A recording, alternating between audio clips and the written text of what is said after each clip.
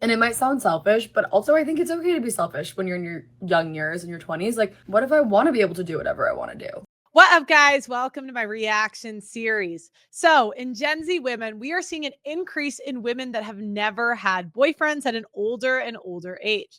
And today we are going to hear from a woman who claims that she is 25 and has never had a boy, and she is going to explain it. So, let's go here.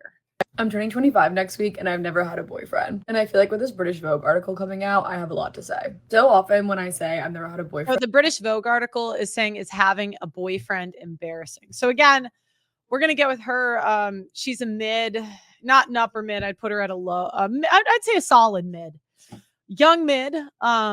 Hoop earrings, like she heavy makeup. Doesn't seem not like promiscuous. So let's see her explain it. Why? I get I think it's usually long-term situationships, and women don't need as much attention because we get the validation from social media, so we don't need it from like one man as the much. sympathy card. I get the how could no one ever dated you? Like, oh my God, I'm like, that I sucks. bet she's going to find a way to blame the men and say, "Oh, I don't want to date them," which is true to some extent. There are tons of men I'm sure she's turning down. However, it doesn't change the fact that the men she wants aren't picking her. When really it's all about autonomy and having a choice. Like, I could have a boyfriend if I wanted. No, I'm not trying to That's be true. No, that's true. She's 25. Like, I mean, when you're that age, yeah. Go older and uglier. They'll do it. cocky, but like I have said no to multiple men in my life. Not to say I don't want one, but on my totem pole of things that are most important to me, Yeah, Gen Z women rank men seventh in importance. having a boyfriend has always come last.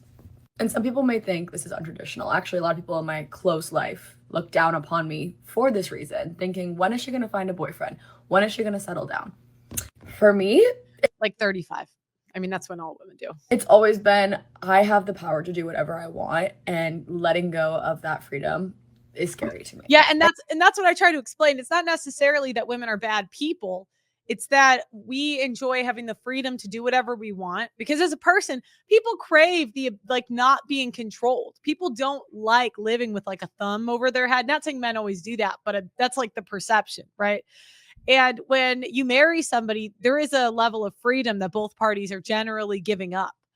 Um anyways, long story short, so now she's gonna want to stay single and use her youth on herself and get into all the free parties, all the free events, because she's a certain level of attractiveness. She's gonna get into a lot of doors that she would have to turn down if she had a boyfriend. And if it's the right person in the right relationship, you won't have to let go of that many freedoms. But it's also about compromise. And like, there are things you'd have to give up. I can't just drop everything and leave the country at a And it's like a time thing. What if she wants to travel one weekend or spend it with her friends?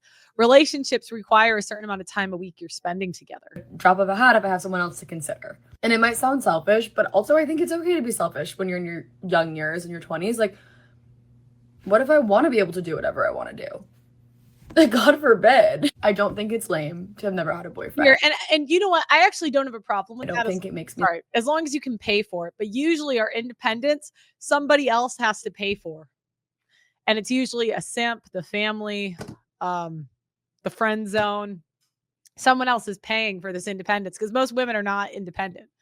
I think I've met like maybe one or two women that aren't reliant on the men in their life. less of a person. Sometimes I've gotten comments like, what do you know? You've never been in a relationship. Babe, don't look down upon me because I've never been in a relationship, because you know how many friendships that have lasted since the age of 2 for me? Yeah, but it's different. And I'm sure I'd ask her, what's your longest situationship? Do you know how many boys that I have tried to date? Do you know how many times I've been burnt? Like, I know a lot. And I think that I got pumped and dumped, she said. Because again, sixes get ghosted the hardest. I don't write the rules of the game. I just tell you what they are. Okay. that's the part that annoys me the most, is people looking down upon me for never having experienced a real boyfriend-girlfriend relationship. That doesn't mean that I don't know the green and red flags to look for, that I'm not a mature adult, and then I haven't seen it all. So if you're anything like me and I've never found love, I also, babes, like, I'm a hopeless romantic. Just because I haven't found it doesn't mean I don't Yeah, want it. and usually what happens is the hopeless romantics watch too many like Disney movies. So they think, they think love in this relationship. A lot of trad cons kind of like they paint it as this thing that's going to change so much. But really, it doesn't. You're the same person. So if you're an unhappy person single, you're going to be unhappy in a relationship.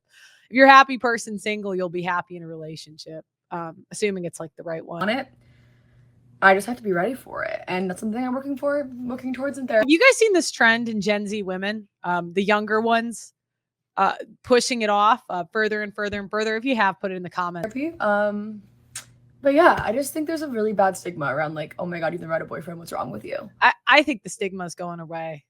I mean, I think every year, like I didn't feel like I matured as a person until my mid to late 20s. I think a lot of life decisions for me like delayed things.